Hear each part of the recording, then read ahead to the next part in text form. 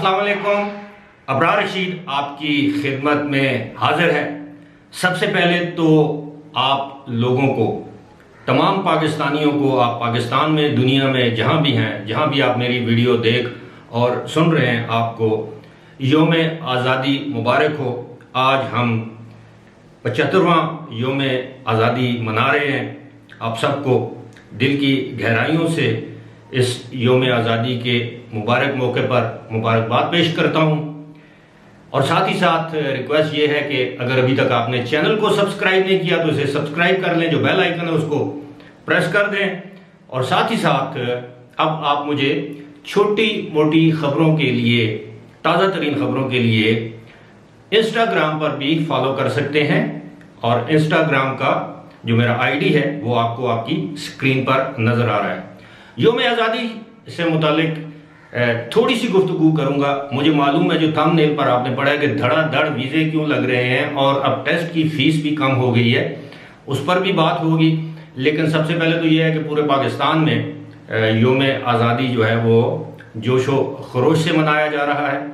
और इसी तरह की एक तकरीब यूएई में, अबू धाबी की, पाकिस्तान की जो एम्बेसी है अबू धाबी में, उसमें मुनक्किद हुई, जिसमें वहाँ के सफ़ीर अफजाल महमूद साहब ने परचम कुशाई की इस तकरीब में शिरकत की। उसके मेहमान खुसूसी थे। उसके बाद उन्होंने आज़ादी की निस्बत से एक केक काटा। इस तकरीब में सिर्फ एम्बेसी के जो स्टाफ के मेंबरान थे उन्होंने शिरकत की। कोविड-19 की वजह से दीगर जो मदऊइन होते हैं, आमतौर पर पाकिस्तानी शहरियों को भी बुलाया जाता है, इस मरतबा ऐसा नहीं हुआ।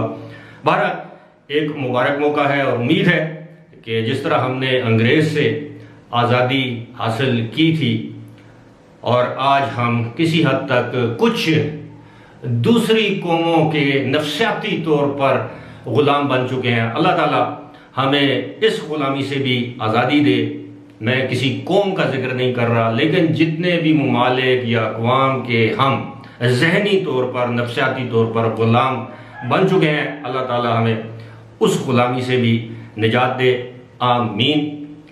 अब आते हैं जनाब के पाकिस्तान से जो रैपिड टेस्ट है वो तो शुरू हो चुके हैं तमाम एयरपोर्ट से, इसकी भी मुबारक हो। ख़ास तौर पर उन लोगों को जो यूएई या दुबई जाने के लिए बहुत बेताब थे। अब इस टेस्ट की जो कीमत है वो 5,500 रुपये वसूल की जा रही है। कराची से भी इस टेस्ट का आगाज़ हो चुका है आज से। लाहौर, पेशावर, इस्लामाबाद और सियालकोट, इन तमाम शहरों के जो एयरपोर्ट्स हैं वहाँ पर ये टेस्ट दस्तयाब है।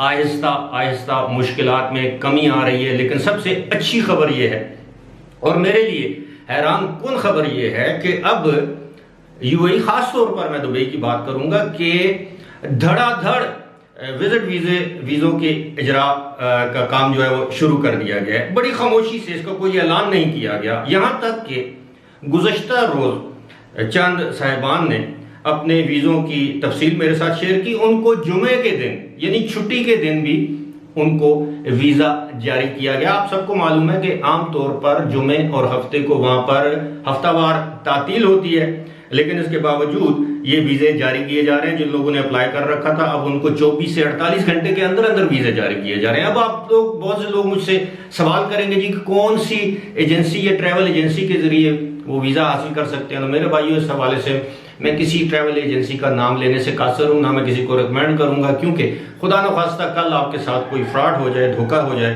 तो आप मुझे ही मुरद इल्ज़ाम ठहराएंगे। ना ही मेरा ये काम है। मेरा काम है आपको इंफॉर्मेशन देना। ट्रैवल एजेंसियों के नाम देना मेरा मकसद भी नहीं है और ना ही मेरा काम है।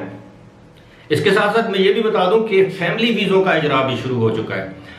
अब विजिट वीज़ों और फैमिली वीज़ों के इजरा का मकसद ये है कि वहाँ की गवर्नमेंट ने जो, जिसे कहते हैं ना, खामोश पाबंदियाँ आयद कर रखी थी वीज़ों के इजरा के हवाले से, मैं पाकिस्तान और इंडिया के हवाले से बात कर रहा हूँ, ख़ास तौर पर पाकिस्तान के हवाले से। कि पाकिस्तान पर तो एक गैर एलानिया, जिस तरह हमारे यहाँ लोड शेडिंग होती है, इस तरह गैर एलानिया वीज़ों पर पाबंदी आयद की गई थी। लेकिन अब ये वीज़े जारी किए जा रहे हैं और मुख्तलिफ उम्र के अफराद को वीज़े जारी किए गए हैं। इनमें 28 साल के जवान भी हैं, नौजवान ही होते हैं ज़ाहिर, 28 साल के, इसमें 50 साल के लोग भी हैं, इसमें ख़वातीन भी हैं, मर्द भी हैं। फैमिली वीज़े की मैं बात कर रहा था, फैमिली वीज़े भी जारी किए जा रहे हैं। इससे ये जाहिर होता है कि आने वाले चंद दिनों में वहाँ की हुकूमत पाकिस्तान से या इंडिया से या दीगर ममालिक से जो बैन कंट्रीज तस्वर किए जाते हैं, जो रेड लिस्ट में हैं, उनसे विजिट वीज़ा रखने वालों को भी जाने की इजाज़त दे देगी वहाँ की हुकूमत। और उसका एक मैं ये भी बता दूं कि वहाँ पे अब होटलों में भी 100% ऑक्यूपेंसी की इजाज़त दे दी गई है। और वहाँ की जो दुबई जो एयरपोर्ट्स हैं, वहाँ के जो चीफ एग्जीक्यूटिव ऑफिसर हैं पॉल ग्रिफिथ्स, उन्होंने हाल ही में ऐलान किया है कि वो कम से कम 2 हफ्तों के दौरान 22 लाख, जी हाँ 22 लाख टूरिस्ट या लोगों की दुबई एयरपोर्ट्स पर आमद की तवक्को लगाए बैठे हैं। और सिर्फ जुमेरात और जुमे को या जुमे और हफ्ते के दिन, यानी जो वहां का वीकेंड होता है, वो कह रहे हैं कि दुबई एयरपोर्ट्स पर कम से कम 5 लाख अफराद की आमदो रफ्त होगी, जिसकी तवक्को की जा रही है। तवक्को इसलिए की जा रही है कि जिस तरह एयरलाइंस की जो बुकिंग होती है, जाने वाले मुसाफिर, आने वाले मुसाफिर, तो उसका डेटा इकट्ठा करके तो फिर इस चीज़ का वो तयन करते हैं कि कितने लोगों ने आना है, कितने लोगों ने जाना है। इसी हवाले से फिर मुनासिब इंतजामात और बंदोबस्त किया जाता है। आजकल अब मैं जबकि आपसे मुखातिब हूँ, इस वक्त दुबई का टर्मिनल 2 और टर्मिनल 3 के बारे में पॉल ग्रिफिथ्स ने बताया है कि गुज़श्ता 2 साल के बाद, 1.5 साल के बाद ये पहली मरतबा है कि इतना रश देखने में आ रहा है। उसकी बड़ी वजह उन्होंने बताई है कि इंडिया और पाकिस्तान से जो रेगुलर फ्लाइट्स का जो सिलसिला शुरू हुआ है, आमदोरफ्त का जो सिलसिला शुरू हुआ है, अगरचे महदूद पैमाने पर है, उसकी वजह से काफ़ी ज़्यादा रश देखने में आ रहा है, जो मैं समझता हूँ कि बहुत खुश आयन बात है, ना सिर्फ दुबई और यूएई के लिए, वहाँ जाहिर है वहाँ पे टूरिज्म फले फूलेगा, बल्कि उन लोगों के लिए जो यहाँ पर फंसे हुए थे, मजबूरी के तहत यहाँ पर अपने मुल्क में फंसे हुए थे, चाहे वो इंडिया था, पाकिस्तान था, बांग्लादेश, श्रीलंका, अब वो लोग जा रहे हैं।